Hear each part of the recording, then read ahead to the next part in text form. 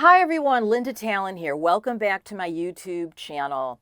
If you are happy with what you're hearing and you're enjoying the process and you feel like you're starting to soar and this is starting to affect you on a more positive level, I would greatly appreciate it if you hit the subscribe button. Tell all your family and friends that this is the real deal on how to accelerate your life, live your highest, most amazing purpose, and to make some drastic, radical changes in your life for the better.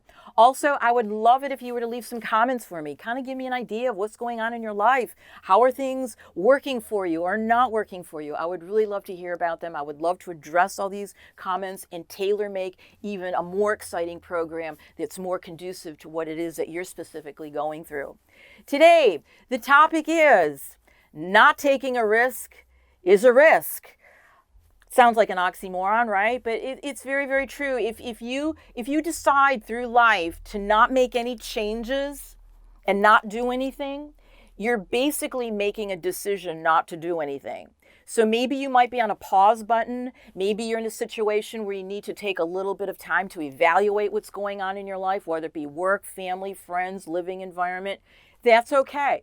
But also keep in mind that nothing is going to move forward until you take that foot off your brake. That brake is going to stop you from moving forward. And I know a lot of us, we're very tied into certainty, security, but there's only growth when you get out of your comfort zone. And a lot of us are in comfort zones right now. And all of us are in a situation right now where we're living with a lot of uncertainty.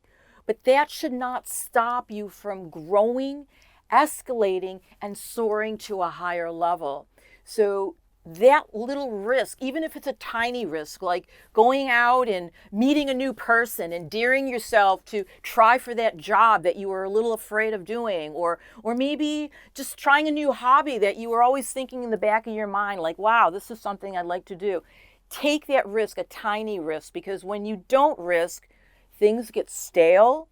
Things get a little sluggish. They start getting a little bit of a routine, and that's when the aggravation starts setting in because you're not growing or moving or changing. And life is really about growth, whether we like it or not. And sometimes life will push us out, and sometimes we have to make that proactive choice. But when you don't take a risk, it means that you're stalling, and it's usually because of fear.